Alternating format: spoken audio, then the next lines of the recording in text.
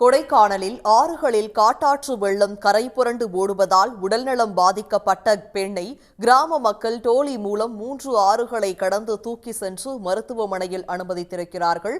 இது பற்றிய விரிவான விவரங்களுடன் இணைகிறார் எமது செய்தியாளர் கார்த்திக். விவரங்கள் நிச்சயமாக. அதாவது கொடைக்கானலை பொறுத்தவரையில் கொடைக்கானலில் கடந்த ஒரு வார காலமாகவே மிதமான மழை முதல் கனமழையானது தொடர்ந்து இந்த ஒரு வார காலமாக அவ்வப்போது பெய்து வருகிறது.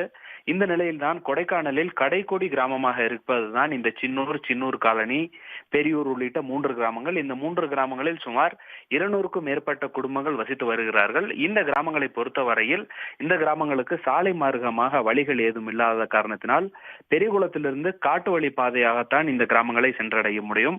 அதுவும் கூட 3 ஆறுகள், குப்பாம்பாறை ஆறு, கல்லாறு உள்ளிட்ட 3 ஆறுகளை கடந்துதான் இந்த பகுதிகளுக்கு செல்ல முடிய நிலையானது ஏற்பட்டு இருக்கிறது.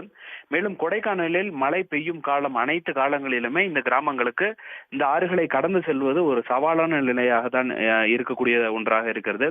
குறிப்பாக தற்போது இந்த ஒரு வார காலமாக பெய்து வரக்கூடிய அந்த மழையின் காரணமாக இந்த 3 ஆறுகளிலும் தொடர்ந்து இந்த காட்டாற்று வெள்ளமானது ஏற்பட்டு வந்த நிலையில் சின்னூர் காலனியில் அதாவது உடல்நிலை பாதிக்கப்பட்டிருந்த மாரியம்மாள் என்ற ஒரு பெண் முதலுதவி சிகிச்சை கூட கிடைக்க முடியாத ஒரு நிலையில் தற்போது 9 நாட்களுக்கு பிறகு அவர் இந்த ஆற்றில் வெள்ளம் குறைந்ததற்கு பிறகு இன்று அவர் டோலி கட்டி, அவர்களது கிராம மக்கள் சார்பாக டோலி கட்டி கிட்டத்தட்ட 7 கிலோமீட்டர் காட்டு வழி பாதையாக கொண்டு சென்று அவர்களை தற்போது தேனி காணாவிளக்கு மருத்துவமனையில் அனுமதிக்கப்பட்டிருப்பதாக முதல்கட்ட தகவல்கள் தெரிவிக்கின்றன.